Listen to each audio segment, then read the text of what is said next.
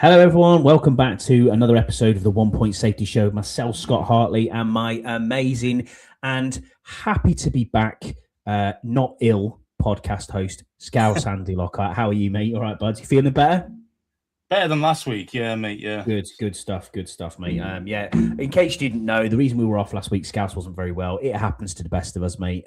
So yeah, man down. So we decided, you know what? It's the off season. We don't need to really go every single day, or every single week, but we'll try and keep the mic rolling as we always do. Evening, Rod. Thank you for being with us. We appreciate you. And yeah, sponsors, mate, as always. Dunstable Town FC's Talk of the Town podcast, where they're sponsor this year. I think we're probably going to be theirs next year as well, but we'll look into that. We'll speak to the team and see what they do. Oddballs, you can go across to myoddballs.com, go and have a look at them. They've got 50% off at the minute on men's underwear. You can buy Washington Commanders underwear. You can buy our face on there if you fancy Scouse on your pants. By all means, go across and have a look at that. And also, if you're into the writing things, it's going to get going again, the website with the writing side, because the draft's coming up, free agency, etc., etc. Bleedingburgundy.com. Go over there and you can check them out as there. Ian, thank you for being with us. My internet only struggles on Thursdays. Yeah, I know. Am I struggling on the internet here, Scouse? because we're late. It's blaming your internet. Yeah. Oh, that's what he's saying, because we're late. Yeah. No, we just like to talk beforehand, because you see, the thing is, Scouse gets in here probably about 5-2, and then I talk to him for about 10 minutes. And that's kind of what we do behind the scenes, but it is what it is. We'll get into the news then, mate, as always, as we always do, keeping people abreast of Commanders news. So Commanders made several coaching staff changes since we last talked. Obviously, a few that Dan Quinn have mentioned. Anthony Lynn is no longer the run game coordinator. Jesse Madden, John Madden's grandson, is now the assistant RB's coach, and it's been finalised, the coaching setup at the Commanders. So Andre Coleman is assistant wide receivers and returns coach, Anthony Lynn running backs coach, Jesse Madden assistant running backs coach, Darnell Stapleton offensive line, Sean Tobe assistant offensive line, Wes Welker is now an offensive assistant, George Blanco assistant linebackers coach, Tommy Donatel is defensive back stroke safety. How he's still there, I'll never know. William Gay to defensive backs and cornerbacks. Darryl Tapp, assistant D-line coach.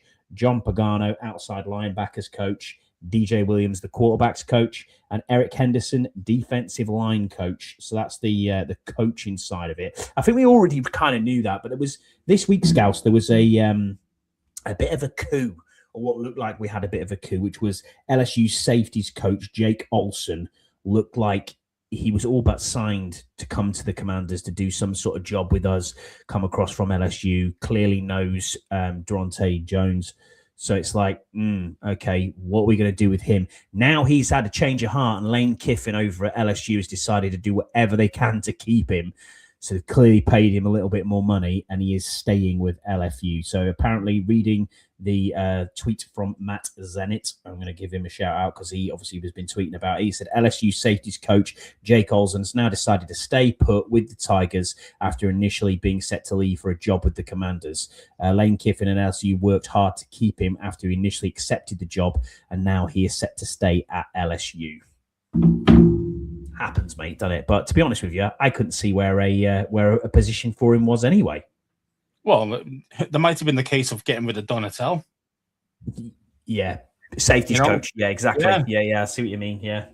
So obviously they realised that, let's say the guy changed his mind. Lane Kiffin's probably, say, spent some money on him or whatever, or promised him some new toys or whatever it is, on defense at LSU. So they probably thought, well, you know what? There's no point in getting some randomer that they don't want. You might as well just have a randomer that's already kind of there and knows the kind of the players. You know what I mean? Mm-hmm. So because obviously that was going to be our guy's right-hand man as such that he's going to bring with him from LSU, then that's different. You know what I mean? That's like bringing your assistant manager across when you're a manager. You know what I mean? It's like in football terms, important. You know what I mean? Whereas if you can't get him, it's like, well, there's no point in me trying to get somebody my second or third choice. Might just keep the guy who's there, and then maybe next year you get him. You know what I mean? But we'll see. This is a good question from Rod, who's put it in. Do we know if Johnson is staying? He's not been mentioned, mate. We haven't heard either way. I know he was on, obviously, some of the coaching carousels for coordinated jobs, but we haven't heard one way or another whether he is going to stay or not. What's that tell you, though, that his future's still up in the air? It's kind of like strange one, isn't it? Especially when he's been there all of last season, all of the year before. That's an odd. Yeah, I don't know what's gone on behind the scenes there. There's something gone on anyway, but I'm sure we'll find out as the weeks progress. do you think he'll be cut? As in, like, just get rid of him? Like, maybe. Who knows? I don't know. I honestly don't know where he's gone to. What was his job before? Was it like pass game? It wasn't pass game coordinator, was it? Something like that. I don't even know. I honestly don't know. Assistant coach. I know he was part of that. He had that title. So I really don't know. I really don't know what the answer to that question is. I'm sure someone in the chat will point it out to us exactly what his job title is. People just make job titles up for job titles these days, don't they? Yeah. So they're saying water boy is an assistant of an assistant of an assistant jockstrap cleaner. Yeah. Ian and Jesse, thanks for being with us, mate. The assistant, the assistant to the general manager's assistant. Yeah, that's it. Yeah. Yeah. I don't know. I need golfer. That's what that means. Yeah, exactly. So also this week, mate, the window for designated franchise tags and transition tags is opened. And obviously the money has come out for how much they are. I mean, some of these are wild when you look at how much these tags are. So we'll start off at the bottom and we'll get increasingly more expensive. So kicker and punter is 6.8 million. No one's franchise tagging a punter, but You never know. Running back is 14.2. Tight end is 16 mil. Safeties are 20.8. Cornerbacks 20.8. Defensive end 26.7 mil. Defensive tackle 27.4. Linebacker 27.6. But bear in mind that includes edge as well. Into that O-line 27.8. Wide receiver 28 million. And then quarterback $47.4 million. Welcome to the big leagues. Ooh, can you imagine? So if you think about something like, let's just say Danny Dimes, who's obviously been at the Colts, is on that Achilles injury. Was it Achilles? It was his Achilles, wasn't it? Was it his knee? I can't remember which way around it was. Yeah, Achilles. So he's done his Achilles. Obviously, we saw what happened to Kirk Cousins when he did his Achilles. Yes, Daniel Jones is younger, coming off a decent enough start to the season with the Colts. He's actually playing very well. Do they want to say, hey, you know what? We can't really invest in you straight away, but we'll franchise tag you for $47.4 million? Or do you try and get a deal done with someone like Daniel Jones for a little bit less money than that? Because I can't see Daniel Jones being paid the 50 million mark average. I mean, I think genuinely, if he didn't blow his Achilles, I think the Colts would have made the playoffs. I think they would have done a hell of a lot better than what he unfortunately did with Rivers and the other guy he played right at the end. But he's definitely nowhere near worth that 47 million range of quarterback. But it's one of them things for me. It's kind of it's a tough one because he was good there and he looked like he suited their system well. Now, the thing is that Danny Jones is actually one of them guys who does rely on his legs a lot more than others because he's actually well built, really. He's really quite a large quarterback, really. People don't realize how big he actually is until you actually kind of get close to him. And he's also very quick. Now, the thing is there with the Achilles, how quick is he going to be? How much escapability has he lost? You know what I mean? And that's the risk that you're going to take with the Colts. And so that's why I understand what you're trying to say about would you tag him for 1 year, see what his Achilles is like? Is he going to be back to where he is? Or do you not? And it's one of them. It depends. It really depends on how much they love him. I think that's going to be the key here. I would try and do a deal personally, rather than trying to do a 47 million 1 year deal. I'd rather try and go all out and see if we can get him for 35 or something, like on average for over so many years, with a decent bonus or something like that. That'd be quite useful. I think that'd be probably the way to go. And being that he's off an Achilles injury, he might take less than what he probably would get. You know what I mean? Scouse loves a big QB, says Jesse, and he also said, obviously, you got to do the deal. That's close. That's close. Scouse loves a BBQ barbecue. Yeah. That's what. Nearly. Yeah. Nearly got it right. Yeah. Relax, thanks for joining us. He says that Daniel Jones was my sleeper last year. New York Giants doing New York Giants things. Yeah, I understand, mate. But there's different levels with a tag. What are some of the cheaper options? Transition tag. Yeah. I'm not sure. I'm not sure what the exact transition tags are. I only saw the tags as in what the actual price of the franchise tag was. Yeah, the new franchise tag. Yeah, the transition tag, isn't it? Like, it's normally like 15-20% less, I think. It is normally about that, yeah. And is it 2 first-round picks normally? Yeah, that's the compensation if someone matches your offer sheet. So say you get a guy and you go, yeah, he's 40 mil a year or whatever, and then we come in and go, we'll match that. Then we can take him, but it costs us 2 first-rounders, you see what I mean? Stuff like that. So there's painful compensation if you really want to go down the transition tag route, so. Also today, and we'll seamlessly transition in the current projections of the salary cap for all 32 teams came out. So number one cap space in the NFL is the Titans with 104 mil. Raiders have got 91.5, Chargers 84, Jets 79.3. Then it's us in the top 5 with 73.7 million. But bear in mind that is not including the 18.5 million we will get back from just cutting Marshall and Lattimore on top of that. So you're looking at nearly 100 mil just by doing that, which is pretty cool. Seahawks 62, Bengals 53, Rams 45, Steelers 45, and then the Niners on 41, and then varying caps all the way down. Eagles are only, we look at our rivals, Eagles only have 18.2 mil in cap space. Then over the cap, you have the Packers are 1.5 over, Texans are 4, Bears are 5.3, Saints are 8 million over the cap, Lions are 9 million, Chiefs are 11.4, Bills are 12, the Jags are 13, the Cowboys are 30 million over the cap, and the Vikings are 42.5 over the cap. And the Giants, also in our obviously division, they only have 5.1 million to spend as it stands right now. So there is going to be some serious capology going on in the next few weeks and cuts here and there, because how on earth would someone like George Pickens be able to be signed by the Cowboys? I have no clue how that's going to work. I think there should be a ruling on this. If you're over the cap, you're not allowed to sign anybody. I think that's what it should be. If you're over the cap, you shouldn't be able to sign anybody until you're under the cap again, and then you can start signing players. And that includes their own players. Well, as soon as you are over the cap, so to speak, you can get above the cap by the time free agency starts by making you got a few cuts here and there. To get right again. Otherwise, you're not allowed to sign anybody. So no free agency players for you, nothing. Because that will start to put teams under pressure. At the moment, these guys don't give a fuck about, even Dallas. Jerry Jones probably sitting there going, I don't give a shit about this 30 mil. Because for him, it's nothing. You know what I mean? And it's not going to cause them any real kind of punishment.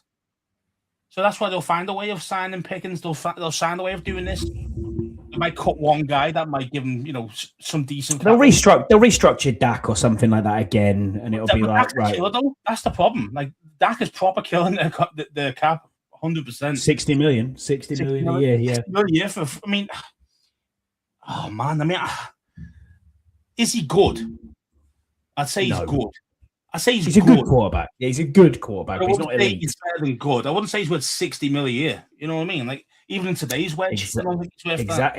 Exactly that, Jesse. You have to stay under the cap when the new league year starts. Correct. Is that right? The 11th of March. The 11th of March, they have to have had $30 million worth of cuts. Fair enough. Well, they get working their ass off, aren't they? Right now. It's gonna be crazy. Yeah, he's too old for this. I know, yeah, exactly. That's the other question as well. You got a good point there, Deluxe. He said Giants have no cap space, and yet Jones and Barkley go. Who are they paying? Yeah, exactly. I mean, easy one for them would be Kayvon Thibodeau. I think he's a like $14 something million back if you get him cut. So yes, there's going to be bits out there. It's a huge one to pay. I think it's 30 million years, like that. It's a ridiculous amount of money. So Ian Rappaport, Scouse, has said that big season last year. He said expect fireworks in free agency from the Commanders was what he came out with on one of his articles. And we've had a quick look and a quick scout. We've kind of done it before, but we'll go through it again. It says, I'm sitting thinking, what do you do in free agency? Now, obviously, we know that this team needs to get younger. We're all in agreement that this team has to get younger. We can't carry on with what we've got. realistically, if we make a few cuts here and there, I mean, I think Nick Al-Shitty, as you call him, or Algretti, he will go because, you can save yourself $3.5 million against the cap there. There's other potential cap casualties. Someone like Will Harris might be a cap casualty. I'm not so sure on that one, but he might be. Percy Butler is definitely going to get cut, most likely. It's $2.5 mils. Is it actually that much? Because I thought $2.5 mil. I thought he was still on his rookie deal. No, $2.5 mil. And then you've also got to think, as soon as Lattimore goes, as Rod pointed out earlier, there's another 18. So when you get rid of all them three cuts, you're working with around about 105 mil. Now, in all honesty, I want to see us probably spend 90 mil of that. Then when you're restructuring someone like Deron Payne, which this bit I don't get, Scouse, and you can tell me one way or other, taking a $28 million cap hit on Deron Payne, and it seems as if the team are just going to go, yeah, we'll just let it ride. No.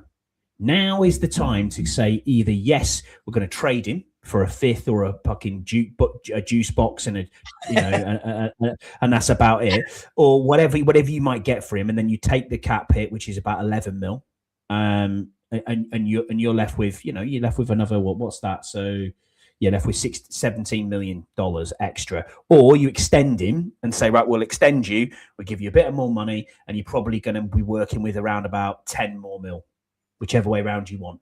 Do you cut Payne and say, fuck it, we'll take the cap hit because we haven't got any dead cap? I think our dead cap is the lowest in the entire league at just over 400,000, and that was only because we cut the safety who was the draft pick. What was his name? Not Javonte John Baptiste. He's still here. The other one, the sixth rounder, a couple of years ago. Cannot remember it, but anyway, yeah. What's his name? I know you're on about. You know what I'm on about. Someone put it in the chat because we can't remember his name either. He wasn't very good. He was a sixth round draft pick a couple of years back. Adam Peters' first draft. And he's gone. So he's our only cap hit on the dead cap. Know this one. He will do. Yeah. So do you want? Dominic Hampton. Thank you, Deluxe. There you go. Yeah, that's exactly what it was. So when you're looking at what you mentioned there about Deron Payne, you mentioned the tag, not for Deron Payne, but you mentioned the tag for defensive tackles. Yeah. That is not 27. 27 mil, yeah. So that's basically what you're getting for Deron Payne right now. It's 28 mil for his contract. Yeah, 28 mil, yeah, is his contract, yeah. So he's bang on pretty much what he should be. Yeah, he's basically, it's like you just tagged him. That's basically what you've got right now. So it's kind of like, well, what do you want to do with him?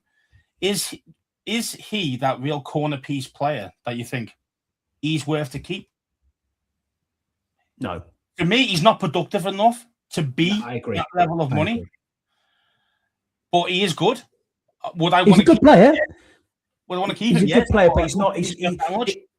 If you end up with paying him 15, 16, 17 mil a year, I'd say, yeah, that's okay. That's acceptable. But not 28. He's the highest. He's going to be the highest paid player on the entire team. That's... Yeah. And this, I mean, but obviously there's levels to it again, isn't there? Let's face it, we've paid nobody. Adam Peters is a stingy bastard. Let's face it. So when you're trying to talk about... Uzi mentioned one of the guys who it's going to be fireworks. It's going to be fireworks in it was Ian Rappaport. Yeah, Rappaport. I don't see it. Yeah, I reckon you might get one guy potentially. Really, that's like a name that you might pay some wedge for, some like a real wedge. Dude, if we don't get 5, I don't think we will. I really don't think we will. I just don't. I don't see it, and.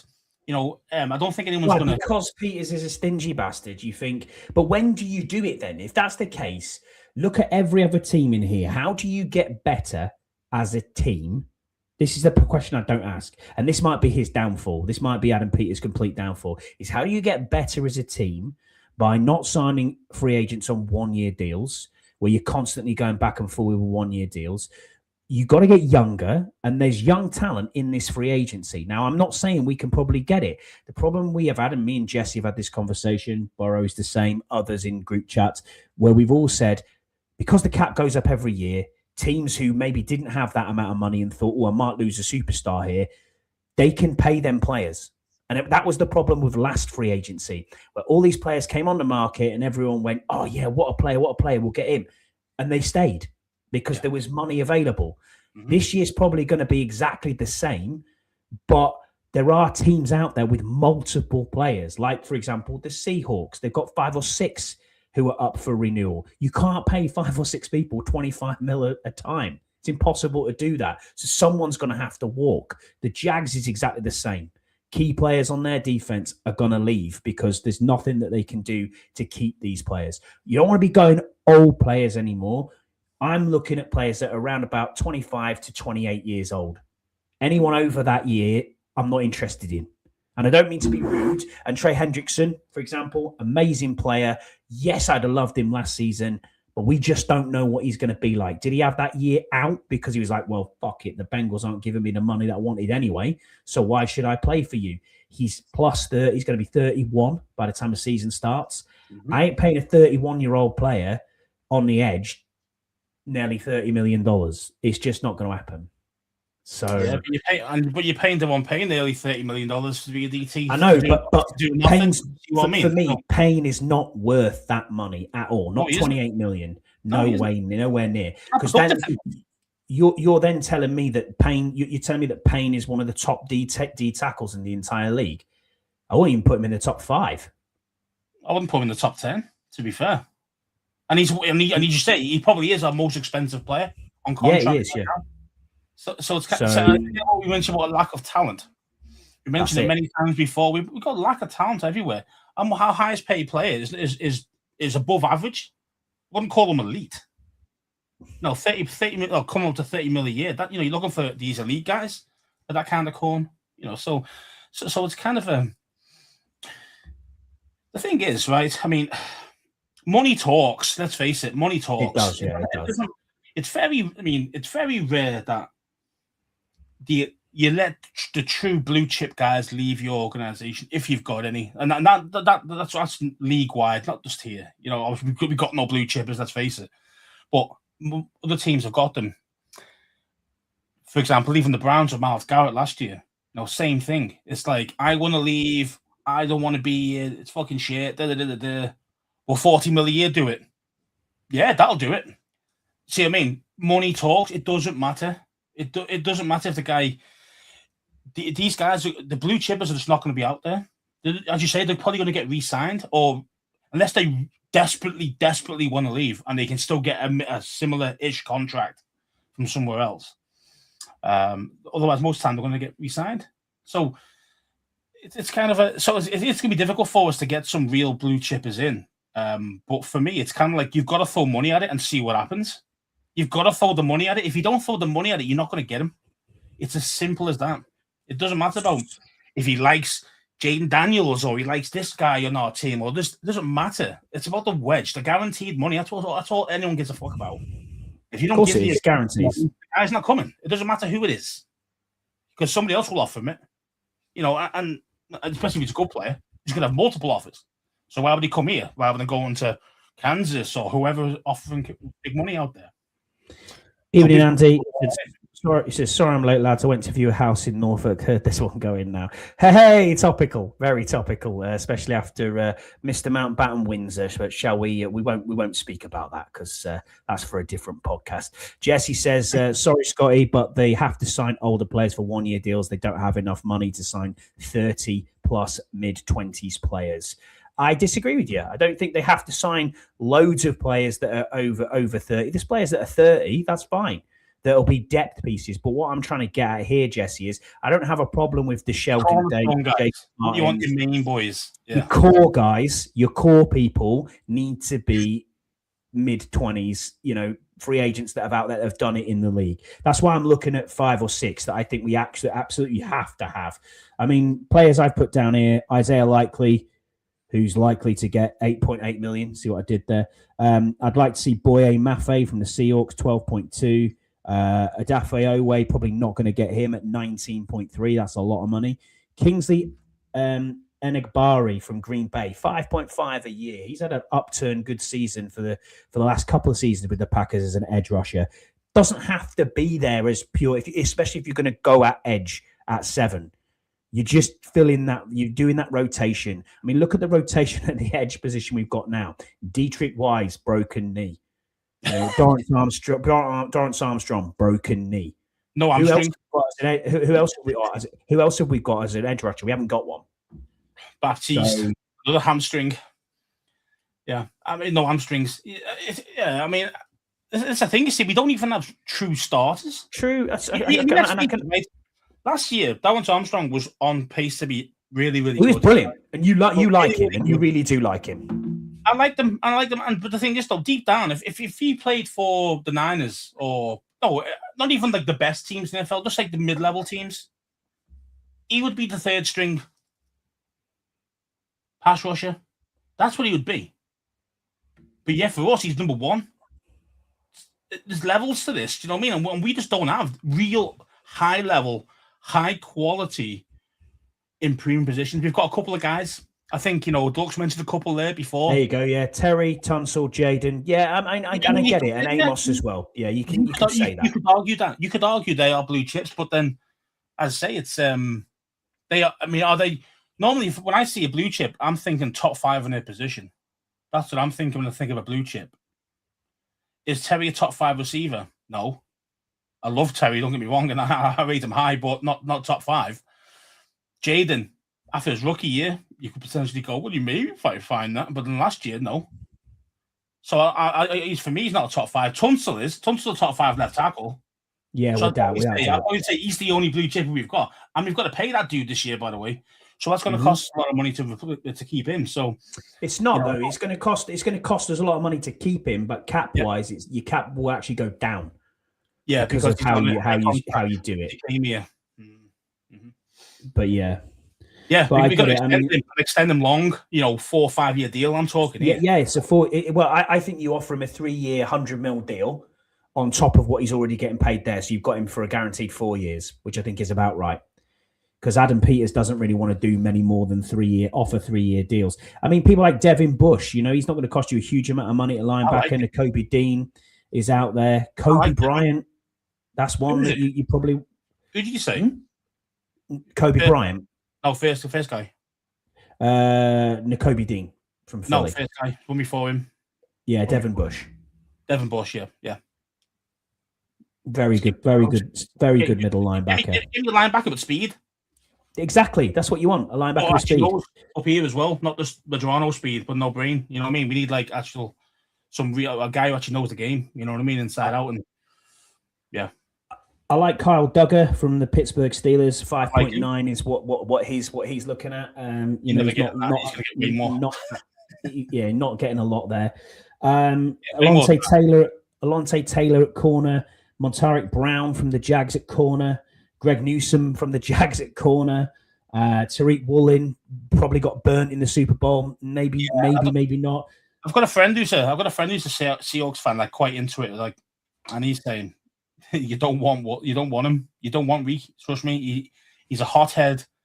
He causes penalties all the time. That's why he's only rotational with the other guys, and he gets burnt a lot, like you see in the Super Bowl. Mm-hmm. It's basically a younger version of Lattimore, but not. I mean, he's good at times, but he's just a hothead. He just loses his head. He gives penalties away all the time. We don't need that shit.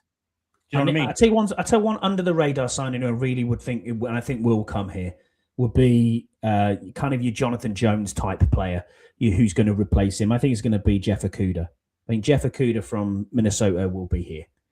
Knows the system, will understand the system, will understand how it will work here. Veteran head now, former first round pick, 1.1 million deal. Happy days. I can settle for that as a quarterback 5. I'm comfortable. You know what I mean? To be fair, I mean, we still need upgrades at corner. Yeah, that's what I'm saying. But you can do that either in the draft or you can do that in free agency. And it's a couple of, I don't want to be. I was hell bent on Alec Pierce, but I think Alec Pierce is going to be like 29 million a year, which is ridiculous money. As what is either your 1A, 1B. Is that close to the tag? Yeah, it is. But it's. See what I mean? Because the thing is, what they find is that they're going to tag him. You'll find that you'll be tagged. If they can't get him on a deal, they'll tag him. That's just facts. So then then someone who's going to come in has got to start at the negotiating table, at least at the start of that. So that's why people saying 28 mil is probably realistic. Even I might think, oh, it's a bit high, but actually realistically, he's probably going to get that from someone. So dude, if we've got 100 mil to spend, and you think to yourself, right, well, we need 10 mil just in case people are, you got to pay your practice squad and you've got to pay people coming off the streets. I get that. You need 10 mil just as for argument's sake. You probably need another 10 for your draft class. There's 20 mil. But if we're not spending $80 million in free agency, I'm going to be fucking seething. I need 5 or 6 of these top players that are there that can come in to this team, because we have to make sure that we get this done. Jalen Naylor, not a huge name out of Minnesota, great slot receiver. Bring him in. He ain't going to cost you the earth. Brandon Ayuk's money apparently has been revealed by Spot Track. They reckon he should be about 12 mil, 1-year deal. I mean, it's looking likely. It's looking. I keep hearing it all the time. I'd kick the tires on that too as a wide receiver too. I would take that. I'll take a shot on this. So you're looking at a core of Terry, Jalen Naylor, and Brandon Ayuk. Then you go Jalen Lane as your returner. Luke McCaffrey's still there. You can still do something. You can still do something in the draft. You maybe re-sign Treylon Burks. That's fine. That's a great wide receiver core. Yeah, it's pretty solid. I mean, I still love Alex Pierce because he is. Yeah, I agree. He is a deep threat, and he's got and he's also great. He's got a great jump on him as well, man. He has. He would be brilliant. He'd be brilliant in our system as well. I really do think he'd be really good for Jaden. I really do. I mean, that's why I'd go out and look at him. Could we get him? Obviously, he was like 30 mil plus. We're probably going to say no. And then maybe Jesse, man, you are so negative, dude. Seriously, 30 roster spots to fill 100 mil isn't going to be enough. I get that, mate, but I'm talking when you're halfway through a season, you've had so many injuries, and you're down to Chris Moore and fucking River Craycraft throwing the ball to. I mean, what are we doing? At $100,000 a game. Yeah, I get it, mate. We're going to have to sign people like Sheldon Day, Jalen Holmes, these sort of players who can rotationally come in. They aren't going to cost you the earth. Them on 1-year deals is fine. I just listed 15 people there. 5 of them I want to see. I'm not saying let's go and pay the earth for these players. Isaiah Likely isn't going to cost you the earth. Kingsley Egbari is not going to cost you the earth. Boye Mafe isn't going to cost you the earth. That's an amazing upgrade on the edge rush. You have to fill free agency with your needs, and the draft is where you fill it with talent, because you've got that on that 5-year, 4-year deals, whatever it is, if your first rounder.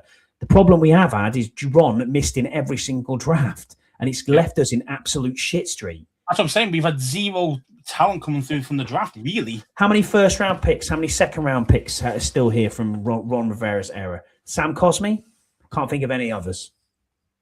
You tell me. John Bates, still on the team. Trying to think who else would be still on the team. I honestly don't know. There was a Ron Rivera pick.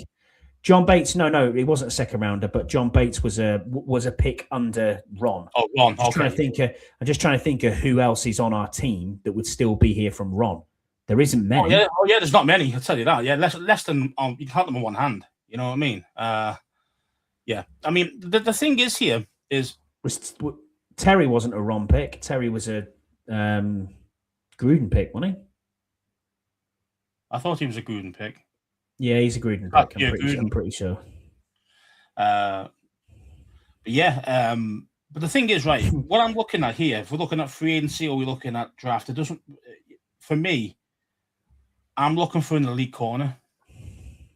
Elite corner, yeah? Elite corner, proper lockdown, CB1. Alontae Taylor? Fucking... The other guy from honestly, because that'll make so much difference. That'll make more difference for Jaden, actually, than you'd think. Because coverage, a defense that can cover really well will get the ball back more times than not, which will give you correct. Give Jaden more chances to get more points on the board. Means that you won't be conceding 28 points a game where he's got to score 30 a game to win. It'll make his life a hell of a lot easier, even though you're thinking, well, he plays on defense. Yeah. I really do believe that if we can get ourselves a top level shutdown corner, pay big money, offer a ridiculous deal for Pat Surtain, do something, try. Even if he says no, at least you went, hey, I swung for him though and tried to get him. You know what I mean? Like, and that shows the intent. That shows the intent from the ownership. What do they actually want to do? Do we just want to build, or do we actually really want to get better, fast? Better. Yeah, that's it. Better, fast, where we can actually compete straight away, because we still got this rookie contract with Jaden. As soon as that's up, we're done. Like, we are done, because his contract's going to be over 70 plus a year. So we're going to be screwed at that point, right? So before that point, you've got to go all in. How do you make your team better quick? The fastest way of doing it, for me, get yourself an elite corner. Yeah, I agree. Sounds weird, but get yourself an elite corner, and then you can worry about because think about it. Dan can blitz more than. I know it's not Dan's defense anymore, but that kind of thing. We can be able to actually blitz properly and hold at the back end. We'll be okay. So it's going to be 3rd and 8s rather than 3rd and 2s. It's little things like that, but makes the difference that will end up being that we get more possessions on offense. Better chance, the more chances you've got with the ball, the more chance you've got of winning games. So for me, I'm all about me. I'd go all out for Pat Surtain or somebody like that. I know it sounds stupid, but go all out. Even if you can't get him, somebody next. Greg Newsom is solid. I mean, obviously he's not Pat Surtain, but he's solid. I know Greg, but he's solid. That's what I mean. Yeah. So we need somebody who's a true CB1. We don't have one. We just don't have one. We've got good guys, good players, but not elite, true lockdown that everyone's scared of. Andy from the Commander Bunker, if you're not subscribed, go and subscribe to Commander Bunker. You find him on YouTube. He says, don't spend much money and watch the fans start moaning come week 10 when the season's already done. Don't disagree with you at all. And Jesse, I get it. I get where you're coming from completely. I do understand it. He said it's not about spending money. The money will be spent, but because we have so many roster spots to fill, we're not going to be able to afford all these top free agents. And I get that. But what I'm saying to you is you just need 5 or 6 in key positions. It's and Deluxe is right again in what he's saying here. The average is 32% is the turnover. A lot of teams have a lot of players to sign. We're sitting in a good spot, high cap health. Jesse, calm down. No need for the all caps. Yeah, I know. And I get it. I understand where you are coming from. I just need to see bigger and better players.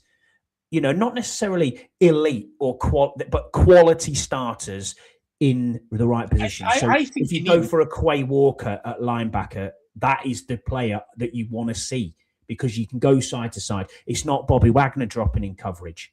Do you know what I mean by that?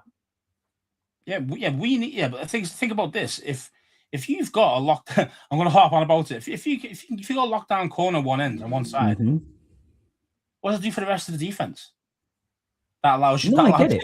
Furthermore, that makes Amos more. You got your safety help over to the other side. Say Amos, for example, if he's on the edge, it also covers a lot of deficiencies at the linebacker position, and we know we're port linebacker as well. So these things make a huge difference, man. You get yourself your corner, you get yourself your edge in at 7. That's what I would do. That's what you're going to do. We'll get into that. And then I'm laughing. I'm laughing because that will make the biggest differences throughout the whole team. Just look at Stroud, for example. Stroud last season, not the season just gone, season before, was shocking. He was pretty poor. He was pretty poor last season, to be fair. but he did enough to get them into the playoffs, right? But they had a hell of a lot better defense, which gave him the ball more often. He never turned the ball over, only until the playoffs came and he fucked it up big time. You know what I mean? But before then, he wasn't giving the ball away. They were getting points. He wasn't getting loads of points, but they were getting enough because the defense was just that good. And they only upgraded that over that last season, over the last off season, not the one that's gone. One before. Yeah. So that actually elevated Stroud's play to a certain point because he improved their defense enough, which gave him the ball with not as many points he needs to get to win the game. Honestly, mate, it just just give me the big tick, man. Just give me that big tick. Get me that elite corner. If it's going to be in the draft, fine. We'll go in the draft. But I need that elite corner. Just get me that elite corner. I don't know how you get it. Get one.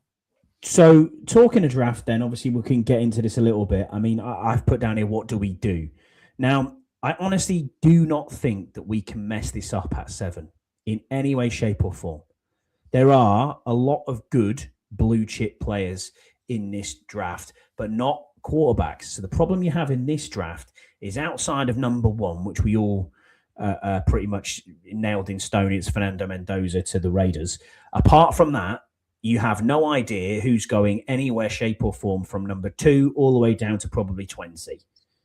You know, you can get an elite corner out of this draft at 17. You know, at 20.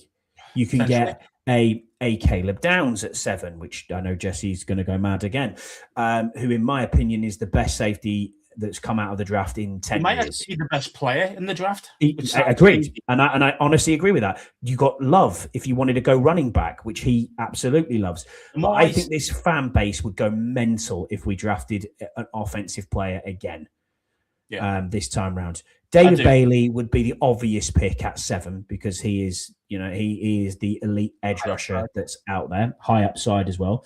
Ruben Bain, very good again, edge rusher from Miami. Carnell Tate. You think he's Carnell Tate's an amazing wide receiver. If you wanted to go there, but that's the problem I've got. Is I think you could get him. I think you could get him at maybe 10, 12. 10, 12. So you could drop. You could if there's a Caleb, a Downs on there at 10, because we didn't pick him, or whatever. Might want to come up to try and take him beforehand. So there's still things that could still happen. There might be a partner for us. We definitely need a second pick. Mansour Delane is the best cornerback in this entire draft by a country mile. That is a CB1 straight out. He's ranked on average between 15 and 18. Yeah, then you have Sonny Styles, who's a little bit lower than that. You could probably get him at around about between 13 and pick 17. Now he is an elite middle linebacker. So what do you want to do here? That's the question I've got to you. For me, if someone's willing to trade, which is you're going to struggle because what are you trading for? And that's the problem. And I say it all depends how the board goes, doesn't it? I mean, this is why it's so hard to kind of guess what we're going to do because we've got so many holes that you could go any way about it, and it might not be the wrong way of doing it, even though you might not agree. But for me, it's kind of like, what do you do if there's a trade partner and my 2 top edges are not there, which potentially they might not be? And I'm staying at 7. I'm not trading down or anything like that. If I've got to stay there, you probably want to pick. I'd say you probably that Mansour, the guy you mentioned, Mansour Delane. Yeah, he's amazing. You're not going to pick him at 7. You're just not going to do that because you say there's more value with a corner in the mid first round. Yeah, mid first round. Yeah. So you get more value if it can drop down. And the 2 main guys, Bailey and Bain, are gone, which potentially more than likely they will be. I would rather go down the route still defense. It needs to be a defensive player. It's got to be, I think, one of the player for player doesn't matter. Best player available, but on defense. Like people might argue, best player available at that point might be Love, for example. But and don't be wrong, we could use a good running back. I could understand. Listen, that, if you can tell me he's Jahmyr Gibbs, that's fine. I'm taking that. I wouldn't be against it, but I just do think I agree with you. It has to be defense. Yeah. So for me, it's kind of like if I've got to stay where I'm at, I would go edge. I would go Bain or the other guy you mentioned, Bailey. Bailey, if they're there, but I don't think they will be there. So then I'm thinking, can I go down? Can I trade down? If I can't, I'm gonna go for Downs. Yes, my man. He's the best. He's the best defensive player in this draft. Total. Agreed, by a mile. But he's not. Don't. I mean, the more I've been watching him recently, the more I love him. He's such a good processor. He's such a good processor. It's unreal. He's not. He's not flash. He isn't like Sean T. He's not. If he expects to be a big hit guy, run playing like his hair's on fire. You're not going to see that from him. What you're going to see is cerebral, diagnosing, being your quarterback of the defense. That guy will be an all-pro player. Yeah, 100% agree with you. He will be. I've said this to Jesse. He disagrees with me. He says it's always too high. It's not a valuable position. It's not a valuable position, safety, and I agree with him. But running back is even less valuable. I do think in the trades, if you're looking at what values of positional values are. Just imagine how good Downs could be though under the 2 years' time, under the tutelage of our new DB guy. Yeah, exactly. Exactly. Who's meant to be the DB whisperer, as our defensive coordinator. Imagine how good he'll be in a couple of years. He will be the best. He will be the best safety in the entire league in 2 years. You can mark my words. Bookmark me. Put it on here. 19th of the 2nd, 2026. Scott Hartley said that Caleb Downs will be the best player in the entire league at safety in 2 years' time. I fully agree with it. If he stays healthy, I think wherever he ends up, he'll be that guy. Promise you, he is so good. Andy says, if Love and a cornerback are there at 7, what are you doing? I don't know. I'm trading. I'm trying to trade down. I think Love wants to. I think Kansas City are very, very interested in Love. I've seen him mocked a lot to New Orleans as well. New Orleans are obviously 8. Kansas City are 9. You're going to get a bite from one of them two. I would have thought so. So you can pick up a little bit of draft capital. Listen, if Kansas City came in and said, we'll give you a 3rd or we'll give you another 2nd or we'll give you a late 2nd pick, I'm taking that and moving back 2 spots because you're still going to get a top player. Oh, 100%. I mean, top player. I can't say someone offering you a 2nd rounder to move up 2 spots. No, they're not. They're not unless you're going from 3 to 1. That's a bit different, But at best, yeah. Yeah, but I mean, at where we are at 7, I mean, I say it just depends who's going to be on the board. It really does because at 7, Downs could be gone. The 2 edges could be gone. The one quarterback will be gone. And then you've got, you see what I mean? And then Love could have gone. You just don't know until you get to that point. Then you're like, oh, shit, all our blue chip guys are gone already in the first. You've got Keldrick Folk. Keldrick Folk from Auburn's a very good edge, but he's not elite, I would say. But he could still go top 10. Then you're into the wide receivers. Malachi Lemon's very, very good. He's potentially, wide receiver 1. Carnell Tate obviously may already have been gone by then. Then you're into the corners. Mansour Delane, amazing corner out of LSU. Gerald McCoy out of Tennessee, amazing. I'd take Sonny Styles if it was me at linebacker because again, he's ideally what you want. That's a bit high, isn't it? I mean, I know Styles is good, but I know. If you're staying at 7, that is high. Arvell Reese will probably be gone as well by that. I mean, every mock I've seen, and as Andy said before on our chat there, he said, look, I've seen Bailey mocked at 2. Yeah, I have too. Yeah. A lot of people are saying that. Edges going 2 and 3. It's kind of like, because at the end of the day, that's the way to go with it. Think about it. If you could get that, I mentioned the CB thing in free agency, if you can get an elite CB 1, and then you get yourself a Downs to go with it, or an edge like a Bailey or something like that to go with that. That instantly, it's a massive upgrade on your defense. Just those 2 dudes, massive. So, it's kind of you really could improve this defense quite quickly if you do it the right way. You know what I mean? Easy, yeah, easy. But we've got to say we start with strap the cash, and depends how also as well how far you want to push that cap. We keep saying 100 mil is not a lot of money, which overall, when you got 40 players, no, it isn't a lot, but you can manipulate it. You can do all sorts. You can front load things. I'll be front loading all sorts. We need to be doing the business now while James in his rookie deal. We can't afford to build it slow. We just can't do it. Okay, it didn't work last year the way he did it, but that was the 1-year deal thing. The old guys, no, that shit doesn't work. You've got to do it with, as you say, proven guys, but who are coming into the prime. Those are the guys you got to go out and pay for. They cost money. You got to go out there and spend the cash, right? Then you go and get the guys in the draft. Top level guys. That's a massive increase. Increase in productivity on defense right there. Just doing a couple. Just doing 2 totally things. Agree with you. Yeah. As Deluxe says, and this was Jesse's point, and I don't disagree with him. Everyone's got an opinion. It's like arseholes. opinions like arseholes. Everyone's got one. Some of them stink, but it is what it is. But in all seriousness, I don't wash it. Yeah, exactly. I get it. Did you wash your ass today? Safety, he says, has to be special to go top 10. Worth it if they are. Taylor, Reed, Polamalu, etc. Difference makers. Agreed. Same with running back. They're exceptions to the positional. They are exceptions to the positional value. I agree with you. Look at Jahmyr Gibbs. That's the classic example. Who is screaming at Jahmyr Gibbs at 12 or whatever he was?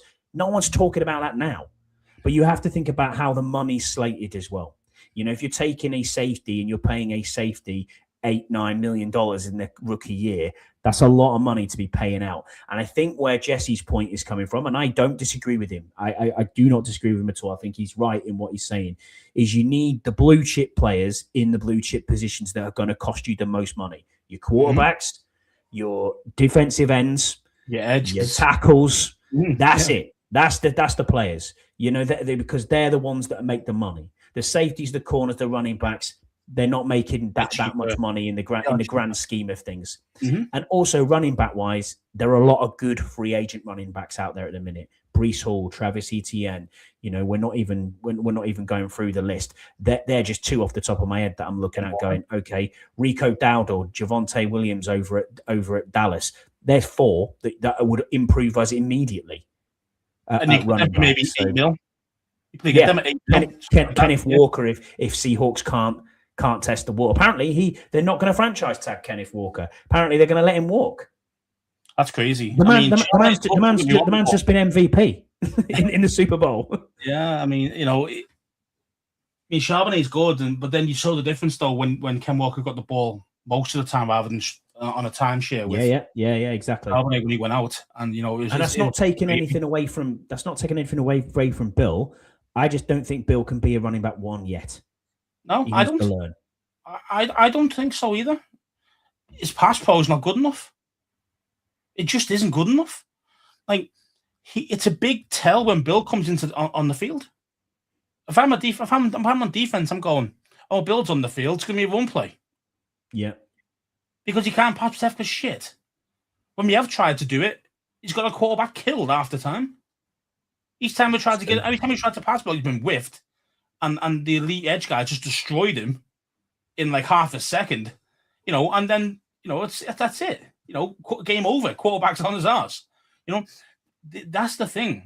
If you're going to be an RB1, you better be good at pass pro. Because you have to be. As an RB1, I'm expecting you to be, okay, you might not play 3. I expect 3 down back. That's what I expect from a true RB1. Although you might not play him like that, you still might timeshare with somebody. But like Ken Walker, for example, he's an RB1. You can see the difference. Yes, they wanted to get Charbonnet in because he's too good to not give him the ball. Yeah, so that's the reason why they timeshare with those two dudes. When Charbonnet went out, Ken Walker took over his RB1 role again, and he's like MVP in the Super Bowl. Yeah, so this guy, so that's the difference. Yeah, that's an RB1. Yeah. So, even though Ken Walker's not actually amazing at pass pro, to be fair, he can get by. But as a runner, awesome. You need to be good at pass pro, though. You got to be at least good. Maybe not elite, but you got to be good enough to hold that guy up that extra second. That's all it is. But Bill's not big enough. I don't think either. He's not weighty enough. He just hasn't got his hands aren't good. That's going to take him years to get better at it. Years, not just a year. So and a lot of coaching. Which Anthony Lynn is a good coach, but it's that kind of thing. For me, he shouldn't be your RB1. You should be looking for somebody else. He should be the kind of that change your pace back type thing. You want something a little bit different because the RB1's not doing it. They're stopping him or whatever. Change it up. I'm all for that. Yeah, I am too. But he should not be your RB1. I think we need to get away from this rotation as well that we had with Rodriguez, McNichols, Bill. Doing it. Would anybody else buy those players? Those two of the guys, McNichols. Don't even know they've made big plays at certain times in games for us. They have. I'm not denying that. I want Rodriguez back. I think he's a good rotational back. McNichols. I like McNichols, but mostly on specials. But I like McNichols. And the thing is, but these guys aren't going to win you a game. These guys aren't going to really help you win. Nope. that's the problem. Like, yes, you got a spot to fill. Okay, if he's your second, your third, your third string, okay, fine. You know, I can live with that. That's where those guys should be. Few players here and there, not regularly. That's the problem. No, that's the problem. We have a lack of talent, and because we're seeing average play, thinking that's actually good play. Oh, we got to keep these guys. These guys are RB2s, so definitely we're good enough. They're not good enough. Yeah. Really, if you want to be a true contender, they're not good enough. You know, I'm not trying to be harsh. I'm just it's unfortunate. You know what I mean? They're decent at times. But they're not looking for consistent enough either. Not consistent enough. What do you think of Rod's point here? He said, I think if you think what the coordinator is saying is versatility is the key word. So it's fit and what is versatile. Yeah, I agree. It's what's going into that Durante Jones backfield. We don't know yet. We're not going to see it, are we? And the same with Blau. We don't know what offense Blau's going to run. So yeah, we do need to be versatile. You're absolutely right in what you're saying there, Rod, as well. Yeah, you're right, Deluxe. You said it last year. You take away Bill's superpower if you give him more than 10 to 12 touches a game. Agreed. Can't disagree with that at all. And the thing is, though, also when he has been in the games, he's also had a fumbling problem as well. Yeah. So that is an RB career ender very quickly if you can't fix that. Remember Matt Jones, third rounder? Yeah, I do, yeah. This guy was going to be a stud. He was massive. He was 6'2". He was a beast. He could run this. He could do all this. Fumbleitis. Mm-hmm. He was out the league in 2 years. Yeah? Because if you can't fix a fumbling problem, you're a running back, you are done and done quickly. So, he's got to sort that as well. That's another problem. That's another thing you can't rely on as an RB1. You can't rely on the guy who's got a fumbleitis. That's true. If you've got butterfingers, it's not good for you, is it? While JD is on the rookie deal, get the weapons, get the foundations, because in a few years, exactly, Andy. Yeah, that's it. We're paying 70 million. We're paying 70 million for a quarterback. In 4 years' time, we meant to afford anything. Mm-hmm. Let's face it, we meant to afford any nice new toys. Nothing. We're back to where it was before with the 1 year deal, guys, and just hoping to maybe do something. Maybe if Jaden can. Magic it up like Mahomes has done for the past 5 years. You know what I mean? Like, oh yeah, maybe you can get away with it, but you can't. Like, there's only so much your quarterback can do. You know what I mean? Like, Mahomes is an exception because he's done it with some poor players as well. On offense, he has. But he's a beast. That damn good. You know what I mean? Like, that's the difference. Where Jaden, he's got the upside, but you don't know. Is he the next Mahomes, or is he just going to be the next RG3? You just don't know. You just don't know yet because is he going to get hurt again? You know what I mean? Like, that was always been the problem with when we first drafted him. Was like he's very slender. Can he take the hits? First year, you play with broken ribs, which you didn't know about. Second year, 5 injuries, whatever it was. You know what I mean? So, it's crazy, so this is the problem. It's kind of like I love him. He's a great player. I mean, first year, fantastic. Unreal. He shows he's got the game that he can do it. It's just a case of. Can we keep him upright? Can he absorb those hits?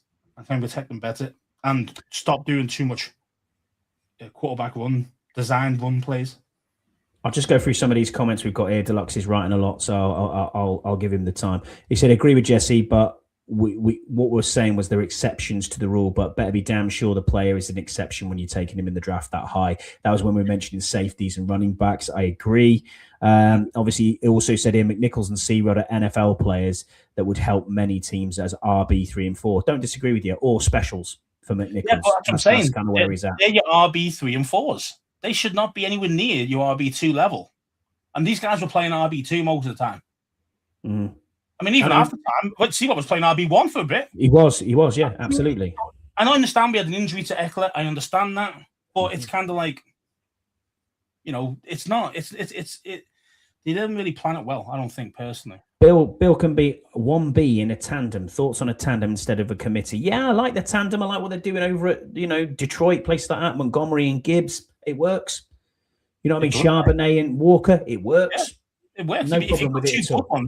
But you've got to have 2 good ones. Like, you can't have a real good one and then a bang average who's going to be a tandem. They've got to be either different style running backs, so they give you something different. Like mentioned with Detroit, Montgomery's more the bigger back, the more power back. those type of things, and then you got McGibbs, who's a speedster. Yeah, so that works really well. That's great. That's exactly what you're looking for.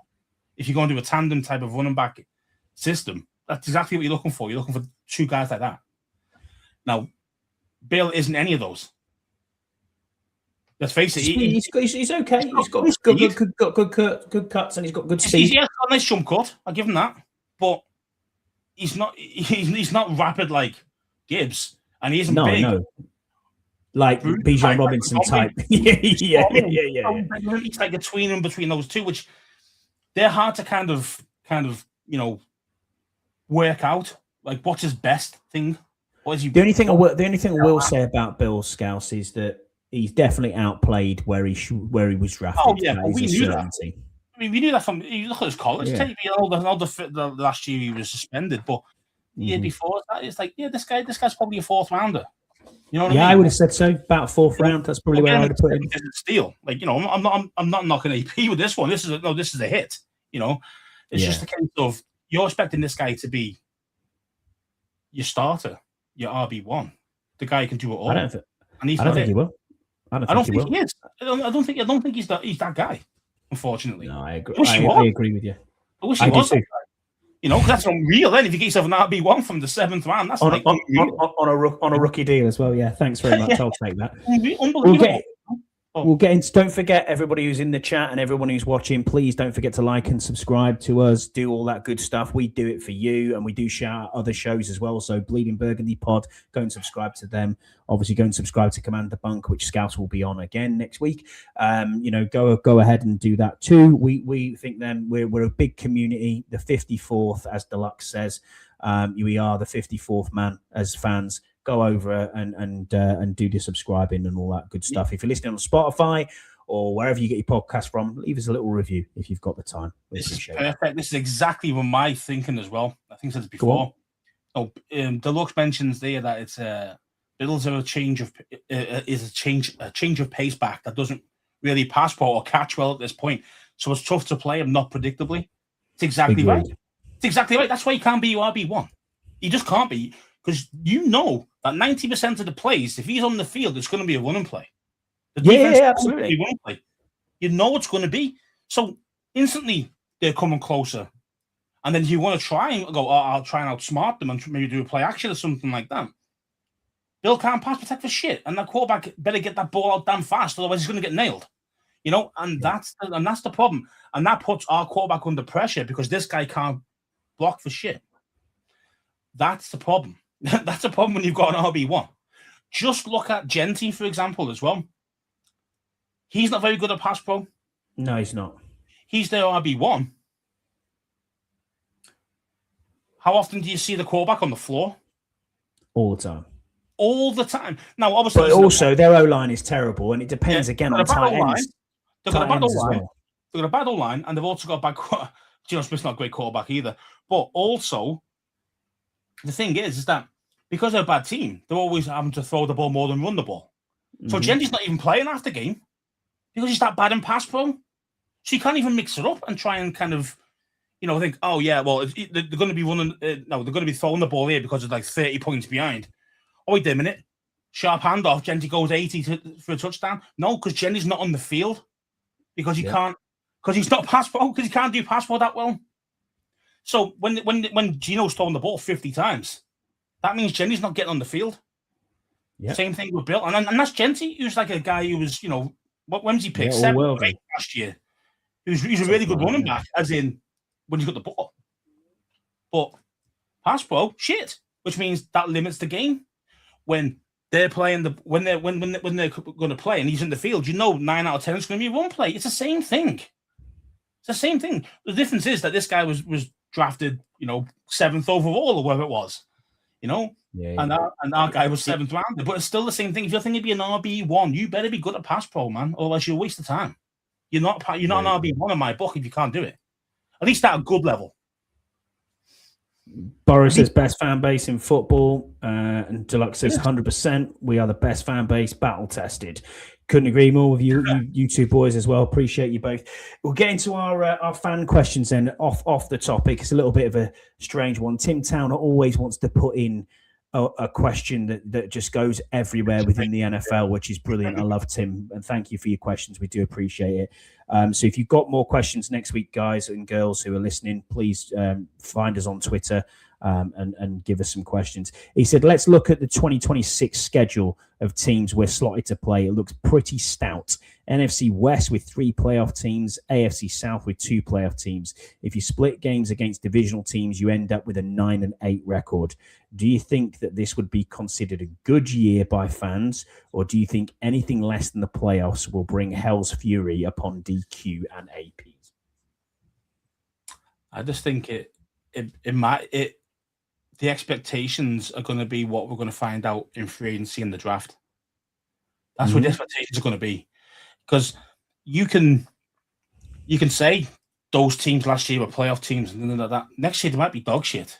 You just don't know yet. You know, you don't. You're right. It happens, right. Doesn't it? It does, doesn't it? Like some teams yo-yo. You know, 1 minute they're amazing, next minute they're god awful.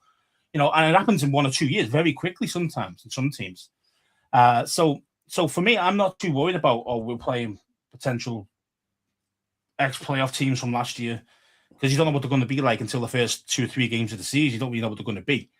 But the expectation, as from a fan point of view, and and the kind of the media side of things, it'll depend on what we do in the off season. It really does. If AP goes out there and does exactly what we ask him to do, spend big money on a stud player here or there, or these type of things, the expectation is going to go up. So you think, well, the 9-8 season's not very good. We won't be happy with that. No. It'll be playoffs or bust again. You know what I mean? We should be in the playoffs. We got these guys. Oh my God, this should be that. We should be in the playoffs. If we don't do much and they're all like just bang average dudes, or there's no kind of like real marquee signings, you're thinking, then I think you'd say 9-8's a good season, because we're probably thinking realistically we're probably going to be a 5-win game season again for us. So the expectation changes depending on what AP and DQ do in the offseason. Agreed. I'm looking at the opponents here. So Seattle, LA Rams, Houston, Colts, Bengals, and Falcons outside of the division at home.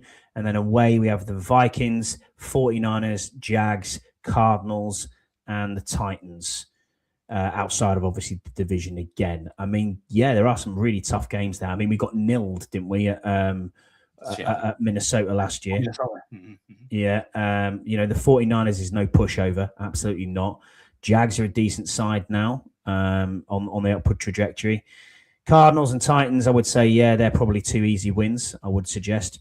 Falcons, you never know what you're going to get. They always play it close. Texans, which Texans you're going to get, but their defense scares the absolute shit out of me. But again, how many guys are they going to lose at this offseason? We don't know, because we haven't done the research on those guys. Like who's up for renewal, who's not. So there's so many different things.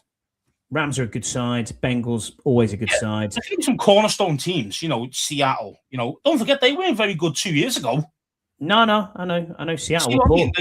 They've got a better coach now. They obviously won the Super Bowl. They're obviously going to be good next year. Okay, so you're going to know they are. The Rams are always solid. So they're going to be a good side. Yeah? So there's some teams you can work at. But most of them are like, well, they're a yo-yo team. You don't know what they're going to be. They could be the Bengals, 1 season, playoffs, go all the way and then the Bills take them out. Or another season, fucking 3-win season, and that's how they are. And there's a lot of teams like that. We're like that. Yeah, there is. We're like that. so as Ian pointed out, he said, "What you mean like us?" Exactly. Yeah, we're exactly like that. So this is why, but to get out of that, you've got to change something drastic, and that's what Seattle did. They come in with a guy who had an unbelievable good defense over at Michigan. Mm-hmm. That he was there for years building. He's got his own style that was more ready for the pro game as well. So that was ready for the pro game, and look what he did. You know what I mean? Like he's done a phenomenal job as a coach. That defense is, I say, it's legit, man. Even before everyone saying, the Titans is better. No, for me, the best defense I saw when he played us was Seattle's, and they wasn't close. Yeah, agreed. And then they ended up going all the way and winning it. So this is the thing. So Rod says, I think the team will go away for camp and we need the ones to be more involved in preseason. Don't disagree with that again. I hate, I'm not interested in preseason now. I hate it. It's just I'd rather just not have it. If you're not going to play your starters, just don't play them. Just don't play any game. Now I understand the flip side. Burrows with the big hot take here. He says, I'm telling you now, DQ won't make the season. Won't make the season, which means as in he won't make it out of the so you fired mid-season, you think? Yeah, that's what he's saying. I don't think so. I think DQ will be okay. I don't think his seat is absolutely red hot. But what I do think he's done is he's pushed his chips in the middle of the table with hiring 2 rookie coordinators. That's the question. And I think that is going to be what might actually save his ass. Really? Because he's done that. He must have been told. He must have been told by the higher ups, the APs, the boss, all these guys. They must be telling him straight, look, if you're gonna we want you to hire these dudes. We're happy with you to hire those guys. But he must have had some sort of talk where, like, look, your seat's not hot. You're not going to get fired, especially after this season coming up, because we have given you we're letting you have 2 brand new guys at coordinator positions who are both rookies and at themselves doing it. So they've given DQ a lot of leeway there. I know he's pushed his chips in, but I just think like there's more. It is quite a collaborative thing where when they hire staff and players, actually, DQ's always talking to AP, AP's talking to Harris. All those things are happening. Those 3 are always talking all the time. So they must be happy with them too. And if DQ's happy, the only way he'll be happy is if he was told that he won't be getting fired no matter what happens. Because otherwise, if you're like, no, mate, if AP says to you, look, if you don't get at least 8 wins this year, mate, we're going to fire your ass. Well, you're not going to go out and go, no, what I'm going to do? I'm going to get myself a brand new rookie OC and a brand new rookie DQ. You're just not going to do that. No one with the right brainstem would do that because you know Jesse. So Jesse's right. He's completely on your side as well on the other shows. He's saying that DQ will see out his 5-year deal. Easily. He won't get fired. Definitely not at the end of this season because I reckon he's been given a lot of grace. I really do. I just hope we just don't waste this precious time we've got with Jaden's rookie deal. I really hope we don't mess that up, man. Like, I understand being loyal to a coach or to a player or whatever. But the idea is, man, we've got to be winning games, man. That's what we're here to do. We're here to win games, go far, hopefully win a bowl. That's the whole point. You know what I mean? So, and you're never going to do that when your quarterback's on 60, 70 mil a year. I mean, look at Dak, look at Dallas. They can't get it done. They get to the playoffs and then you shit the bed in the first round every time. And that's when Dak stays healthy, which is not all the time. So it's kind of like, yeah, that Dallas are screwed until Dak goes. I mean, then they can reset and restart again. They're only going to be around their ceiling. They've hit their ceiling. They're never going to go any higher than where they're at because until the quarterback goes, and then you can start a rookie, preferably a guy in the draft and who does a good job, But we're at that situation now. We need that. We need it now. Like we need to start winning now. No, this is why DQ taking these 2 guys is a huge risk because even though those guys might be good, I'm hoping that they can hit the ground running because if they're not doing well after this first season, there's going to be a lot of questions asked. DQ will still be in his job, by the way. He won't be getting fired, but you're wasting the year of Jaden's rookie deal. You only got so many of those to play with. Yeah. So we've got to stop fucking around. We got to do it properly this time. Agreed. Deluxe and Burrows kind of had the same, and Rod, had the same sort of message here. He said, I'd rather give a coordinator their first chance than get fired in their second or third. They're experienced coaches around them. And then Rod obviously come in as well and said, every good and experienced coach has to start somewhere. And Blau and Jones are recognized as the main up-and-coming coaches. Yeah, I don't disagree with you. Yeah. That's different, though. Have to give someone a chance. Sean McVay started somewhere. You know what I mean? As the assistant jockstrap holder. Do you know what I mean? But the thing is, I mean, that's all well. And I get it. There's going to be a lot of experience around these guys. I get it. I understand that. But it is a big risk when you're Massive playing. risk. Like, you're playing with. Risk. It's different if you had a quarterback. You had a Geno Smith playing for you, $50 million a year, and you're going nowhere. Well, okay, yeah, fine. I mean, you can give these guys 2 or 3 years to really stamp down their systems and make it better, and maybe do something. But when you got Jaden's rookie deal, this is so important. Like these next 3 years of his deal are the most important 3 years of his career, probably, and our franchise. If we're going to, because we're not going to let him walk, barring really bad injuries and stuff, he's going to be getting paid the big money. Right? Mm-hmm. As soon as he gets that, we're bargain basement shopping again. You know what I mean? Like you're not going to get the talent, so you got to be unbelievable in the draft. Unbelievable, and it's not, and it's it's a crapshoot most of the time. Never mind guys who really know what they're doing. It's difficult, man. It's difficult to really get like to really nail like all your picks. It's basically impossible. And if you can do that in just one off season, it make a huge difference to your fortunes for the next 5 years. But it's very difficult to do that, and you can't expect it. But we would have to expect it because we've got no money to buy better players. To see what I mean? Because if Jaden's taking all the cap, so this is why it's so important these next 3 years, man. And that's why you can't fuck around with. Okay, we've got these rookies now. And all I'm saying is that these guys better hit the ground running, man, because fans will lose their shit. But DQ won't get fired. He won't get fired at all because he's been given that leeway 100%. Because there's no way in hell that you would hire those, even if they are very impressive at interview or or whatever. Even their playback might look amazing. It doesn't matter.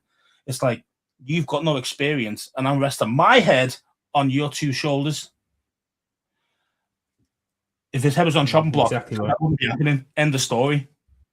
So he's not on the chopping block. Funny enough, gone on to the next question, and it's a great segue. So thank you for this, Andy. He says apparently London games are getting announced next week, and on that note, we'll talk about it now. Please tell. It says Scott G has put a question. He says, "What's your reaction to fans that celebrate international games?" And explain that it's all about the NFL growth of the game and making money, but then complain about it when it costs what it costs to attend those games at international games. I know where he's going with this, so cheers for that. Yeah. And he also said, if those games are all about money making, should it be expected to should fans be expected to have a discount? No, I don't think fans should be expected to have a discount, Scott. What I do think happens, though, on these international games is I think they should have the opportunity to have a first refusal as a season ticket holder, which didn't happen last time with Madrid. It was balloted. It was a bit of a nightmare. Some got picked. Some people didn't get picked for tickets. And then it was an extortionate price of coming over to Madrid. It was wild. There's no way in the world I would have ever paid any of that price. I think it was like $1,700 or something just to get a game ticket and to get to Spain. That's mental. Whoever's paying that needs their head chopped off because it's just stupid. We can get to the US and to DC in particular for 350 quid. Do you know what I mean? So what's that? $400. About $450. Yeah, about $450. Yeah, $450, $420, something like that. You really shouldn't be paying anywhere near that amount of money. He is right. You are right in what you're saying, Scott, about it being, celebrated and being a money-orientated business. We've got, bloody United Arab Emirates coming up in a couple of years. We've got Australia next year. We've got Paris on the calendar. Mexico City's back on the calendar. Dublin was taken off, but will go back on next year. It's a global game. It's becoming a global game. You've got 2 British blokes here talking about bloody Washington Commanders, and we've got 70 listeners right now. Do you know what I mean? And 400 and odd subscribers, whatever it is. People listen to what us idiots this side of the pond want to talk about, where I'd probably be talking to Scouse about this over a pint in a pub. This is how globalized the game has become. And I'm quite comfortable with where we are with it. I hope we get tickets about, maybe we've heard rumors it's back to back, but we'll wait and see what happens. But awesome. What are your thoughts on it, Scouse, on the international games, mate? I mean, I totally get where he's coming from with it. How many times have we moaned about it? I just think it's about getting value for the money that we're paying. And what I mean by that is that you've got to give us good games as well. You can't just give us the fucking shite every season, year in, year Arizona versus Tennessee or something like that. Yeah. Yeah, you see what I mean? But that happens regularly. We see the Cleveland Browns so often. We see the Jets so often. It's like, look, I understand we've had every single team over, which is fantastic. And 15 years ago, we never would have thought it would ever happen. Yeah. So it's amazing what the NFL have done, how they've grown it, and how much money the teams are making now. And obviously they're used to it now. So the travel's not as much of an issue anymore like it used to be. So we're getting better games. Not all the time, but we are getting technically better games because teams are acclimatizing quicker to these things now, which is great. However, you want to charge us like $800, $1,000 to watch the Jets against the Browns? Do you know what I mean? It's like, I understand you might say, well, that's the price that the Jets team would have, Jets fans would have to pay if they had a season ticket. No, I get it. No, I understand it from that point of view. It's like, I know we're probably getting a bit. We've had it so long now that we're getting more. We want more. We want better teams. We want for the same kind of money, but the money's going up all the time. This is the thing. It's like it started off quite reasonable, but every time everything's gone up, man. I mean, and I say it isn't just the NFL tickets. You say it's about getting to the games. It's about the hotel stays. No, London is not cheap, man. London is one of the most expensive places in the world. So it's kind of. I know New York is up there as well, but there's a lot of teams that don't have to put up with that kind of crap. We would having these teams coming over, and obviously some fans love it that much that they would get season tickets and still pay for it either way, and no matter who we got. And then they took that off us. They did, yeah. They took away season tickets this year, first year, non-season tickets, yeah. To allow other people chance. No, more likely it was because they doubled and trebled the actual prices of the tickets. That's what happened. And they couldn't justify trebling the season ticket price. So what he said was, we'll allow it, we'll open it all up against everybody else. Well, how much was yours and Ian's tickets for the game? Oh, yeah. I mean, that was like nearly, about what, £900, something like that, yeah. So that's what, $1,100 for 2 tickets? Oh, well, no, it was more than that for 2 tickets. It was £1,100 for 2 tickets. Oh, yeah. So what's that about? I don't know, $1,300, yeah. And that's just for the tickets. And that wasn't hospitality. That was just tickets, right? So, I honestly don't think at the Commanders you're paying $650 for a regular season game. I don't think you are. It depends where you're supposed to be sitting, I suppose. I mean, and the seat. Let's be honest, your seat wasn't exactly amazing, was it? Do you know what I'm saying? It wasn't, to be fair. You're stuck under. It's not, and the costs aren't comparable. No, and I think, and that's the thing as well. Is that what again? It's an American sport. I get it. They're going to try and charge American prices. At the end of the day, America, naturally their wages are more by at least 30% more per the same job that you would do in the UK. So cost of living, though. Yeah, I mean, it's like everything, though, isn't it? But that's the same. But they're charging disproportionate. That's what we're trying to say, isn't it? They're charging disproportionate to our wages, to what we kind of. We will still pay it because it's a. It's kind of a mini break. It's kind of a mini holiday type thing for us, Especially if we got back to back. Yeah. I mean, what's that going to cost? It's going to be crazy, and. I mean, I get it. Some. I mean, Tim Meek, for example, he flies over every game from there every game from Indianapolis. So off on the wild. Every time. So I know there's guys out there that will do it. That they'll spend the money. They'll fly anywhere. They'll do it all. And that's fair play. But not everybody's unfortunately that well inclined with that kind of money. Who's got that kind of corn to do it. But Americans do earn a lot more money than the UK people do. So it's kind of like normally what you should try and get if you're the NFL is to get the money back from the TV rights. Hammer us that way rather than hammer us with the actual ticket prices, if that makes sense.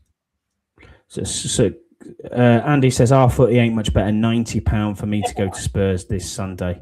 Yeah, but 90 quid for one game for that, and then there's like NFL game 500 quid. I mean, it's a bit like, I'm getting 5 games in one.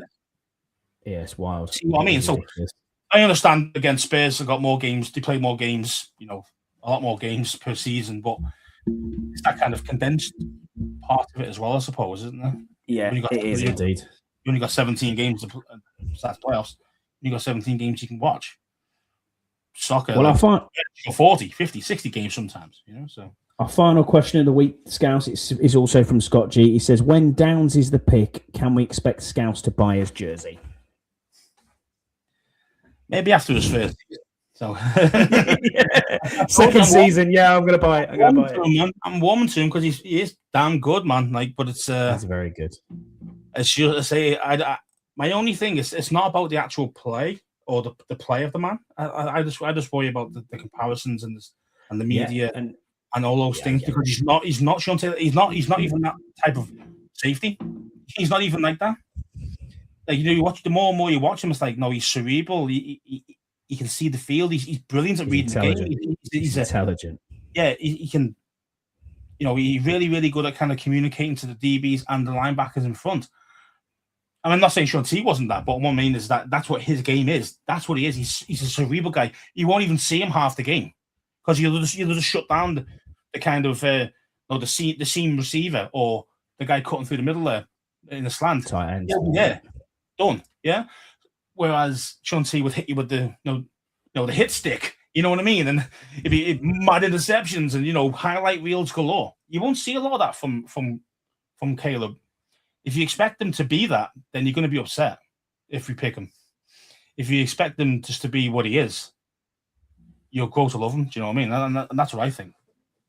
I completely agree. I actually really hope we take him, but there you go. Maybe not a 7. Maybe we trade back a little bit if he's still there, but I doubt it. I don't think he'll drop too far. I think he'd be gone at 5. I think he'd be gone at 5. I think the Giants might take him. It's potential. Be interesting. The safeties? The Giants safeties? No, they're not all great. Flott and I can't remember the other guy. What's a massive I don't think they're good, but there you go. Right, well, that just about does us. Thank you, everybody, for being with us in the chat. Thank you for putting questions in to Scott G, to Tim Towner, everyone who's been with us. Don't forget to like and subscribe and do all that good stuff. We will be back probably same time next week because there'll be stuff to talk about because Indianapolis next week, which is the NFL Combine. And I know, Scouse, that you love to sit down and watch all their alignment, do all their drills. You love it. And so we can come back to Scouse and say, oh, what did you think of the Combine when people have been running around? My favorite player coming out of the Combine last year was Nick Amon-Wari, the safety. He's very good. I know he was runner-up, Rookie Defender of the Year. Yeah, exactly.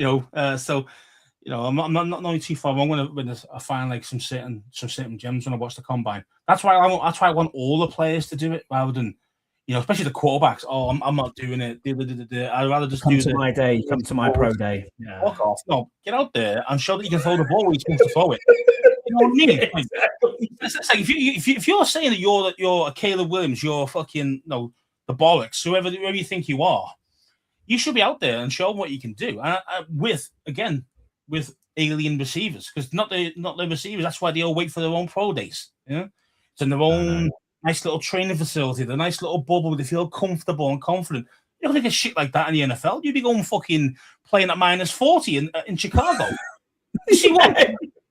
That's the kind of shit that I want to see with wind speeds of 80 miles an hour. That is fucking mentality stuff. That's the intangibles. That's why I want to see my guys actually fucking be there and participate in the Combine. Quarterback, everybody, not certain guys. I mean, all.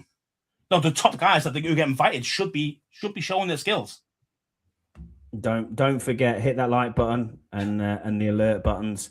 Great show, guys. Thank you everyone for being with us. We really appreciate it. Yep, Scouse, that about does us, mate. Enjoy the Combine and we'll catch up next week. Bye.